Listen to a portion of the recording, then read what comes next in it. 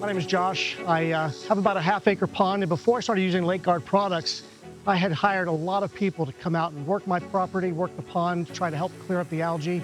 That slime at the bottom, very unnerving to get in the water, especially when the slime breaks off and floats to the surface. It was ugly to look at, and just nothing we could do would take care of the issue. I started using things, mostly copper-based products, things that you'd find at some of the farming stores, things you'd find online. That's what everyone tells you to use. Still, nothing I used would take care of the algae. It was very disappointing. I saw a video about a project they were doing on a large lake.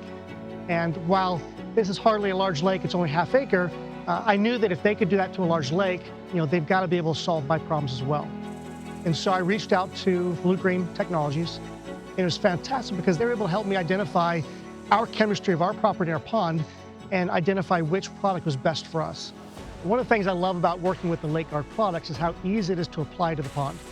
Most product it's liquid-based, you've got to mix into a sprayer, you got to walk around the pond and spray it in the pond. You can't necessarily reach out to the middle without getting into a boat. Where with their product, I go in there, I take the product from the bag, put it into a bucket, and I take that bucket around the pond and apply it.